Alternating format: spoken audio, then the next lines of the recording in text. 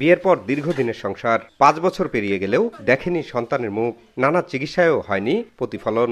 অবশেষে ৬ বছরের মাথায় সন্তানের মুখ দেখল দম্পতি। তবে একজন দুজন নয়, ৪টি সন্তান এলো রতন কুমার মদক এবং অনন্যা মদক দম্পতির। স্বজনরা জানান, ৬ বছর আগে ঠাকুরগাঁয়ের বালিয়াডাঙ্গি উপজেলার পারিয়া ইউনিয়নের হিন্দুপাড়া গ্রামের বাসিন্দা চা বিক্রেতা রতন কুমার মদক ও অনন্যা মদক দম্পতি বিবাহ বন্ধনে আবদ্ধ হন। পরবর্তীতে সন্তান জন্ম না নেয়ায় স্বাস্থ্য পরীক্ষায় বিভিন্ন জায়গায় কয়েক লাখ টাকা খরচও করেন। তবুও সন্তানের মুখ দেখতে পারেননি এই দম্পতি। অবশেষে তাদের কোলজুড়ে এলো ৪টি সন্তান। তবে তাদের ভরণ পোষণ নিয়ে শঙ্কিত দম্পতি। অভাবের সংসারে পুষ্টির চাহিদা নিশ্চিত করতে পারছেন না বাবা মা। আমার 4টা মেয়ে হয়েছে, ভগবানের আশীর্বাদে সবাই খুব সুস্থ আছে। আমার ইচ্ছা যে আমি 4টা মেয়েকে নার্স বানাবো। আপনারা আশীর্বাদ করেন, ভগবানের কাছে আমার প্রার্থনা যাতে মানুষের মতো মানুষ করতে পারি আমার মেয়েদেরকে। চা বিক্রি করতাম, ছোটোখাটো আমার একটা দোকান ছিল, সেটাও আমি গত 1 বছর থেকে চালাতে পারতেছি না।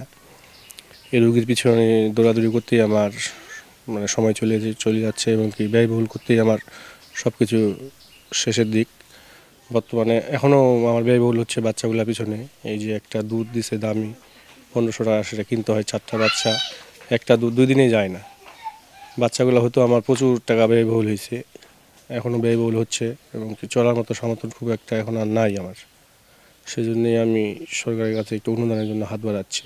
সরকার যদি একটু আমাকে সাহায্য সহযোগিতা করে তাহলে আমার একটু ভালো হয়। আমার মেয়ের 6 বছর পর বাচ্চা হয়েছে, 4টাই মেয়ে হয়েছে। যাক, উপরওয়ালা যা দিছে তাতে খুশি হয়েছি আমি, আমার আর বলার কিছু নেই। আমার ছেলের 6 বছর পরে চিকিৎসা করে 4টি মেয়ে সন্তান হচ্ছে, আমরা সবাই খুশি। 4টাই বাচ্চা এখন পর্যন্ত সুস্থ আছে। আসলে মজার ব্যাপার হলো যেটা আমরা এখানে দেখলাম যে আসলে 4টা বাচ্চা 4টা মানুষ নিয়ে হাসি খুশিভাবে তারা লালন পালন করতেছে। স্থানীয় সরকার সবার কাছে বলতে চাই যে সবাই যদি একটু আর্থিক দিক দিয়ে হাত বাড়ায় দেয়, আমি বলবো এই ফ্যামিলির জন্য খুব ভালো হবে।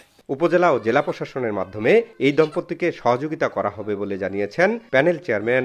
নির্বাহী অফিসার, আমি ওনার সঙ্গে কথা বলছি এবং ওনাকে আমি জানাবো ওনার ওখান থেকে যতটুকু সহযোগিতা পাওয়ার উনি চেষ্টা করবে সর্বত্র। বলছে যে জেলা প্রশাসককেও আমি জানাবো এবং আমার চেয়ারম্যান মহোদয়কেও আমি কথা অবগত করছি। আমাদের মেম্বারদেরও খুব খুশি। আমাদের ইউনিয়ন পরিষদ থেকে সর্বোচ্চ তাকে সহযোগিতা করা হবে এবং তাদের আমরা যতটুকু তার বাচ্চাদেরকে দেওয়া লাগে, যে পুষ্টিকর খাবার যেগুলো লাগে, আমরা তাকে সহযোগিতা করব। সন্তান ও মায়ের সুস্বাস্থ্য নিশ্চিতে সব ধরনের সহযোগিতার আশ্বাস সিভিল সার্জনের।